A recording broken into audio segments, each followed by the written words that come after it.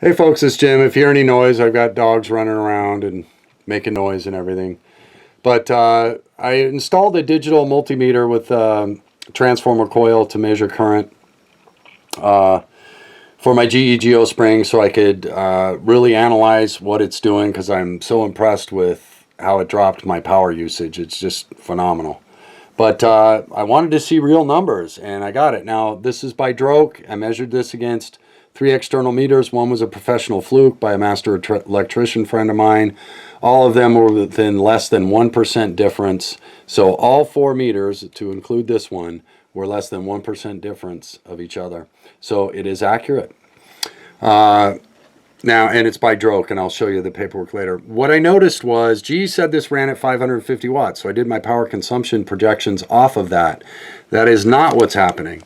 The meter starts out at 290 watts to 300 and slowly climbs to 430 watts, where then the compressor cuts out and it drops back down to 37 watts.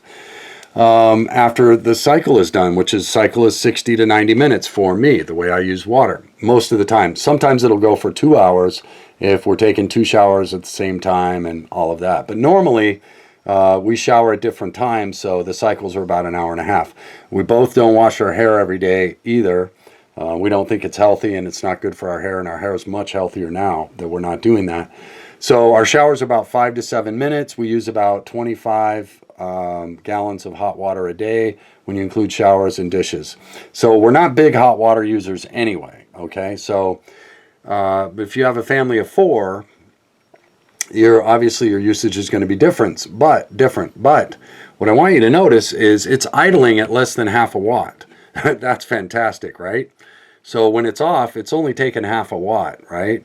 That is fantastic ghost power consumption. Total consumption over 3 days is 2,505 watts, or 2.5 kilowatts. Isn't that awesome? So far it's less than a kilowatt a day for me to have hot water. I am absolutely jazzed with that, folks.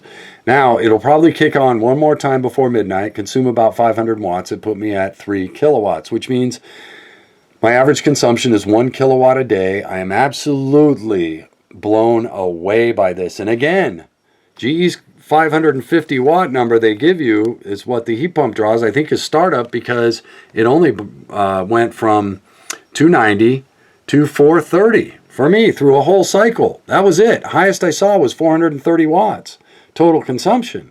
Okay, so I was absolutely floored by this. I'm very happy with it. I think some of the people that are having problems with the Geospring have installed it wrong. There are several reasons why that will happen. I think I've gone over a couple of them already in videos, so I'm not going to waste time on that. I want this video to be quick. So after 3 days, total consumption, probably before midnight tonight, I'll hit 3 kilowatts for the GE Geospring for 3 days of hot water production for me. That is why I love this thing and continue to do these videos. I am completely and totally satisfied with this. Now, the meter that I got, it's a DROK. Okay, it's by DROK, which you know I love their products if you watch my videos. There's your number off on Amazon, $16 to $17, okay?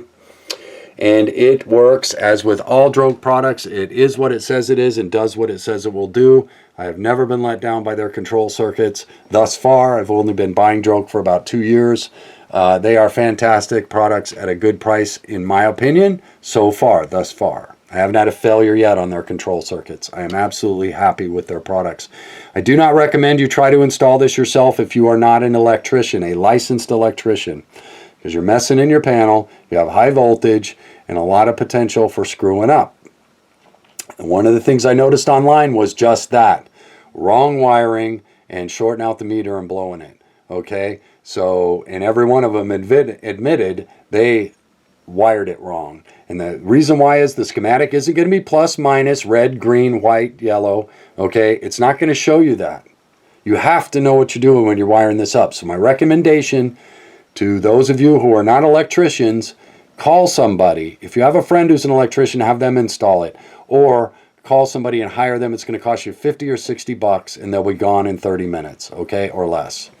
So that's my recommendation. Do not try to install this yourself if you are not an electrician, okay, or somebody who really knows schematics, because you know, the schematics, with most of these products, are not, they're not for the novice, okay?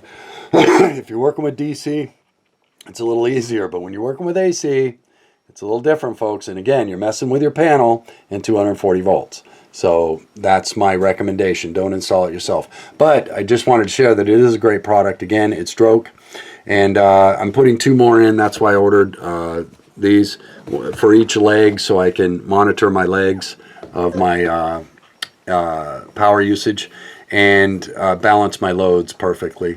And that's why I do these meters and am doing them, because I have another project I'm working on which I need balanced loads, really precisely balanced loads.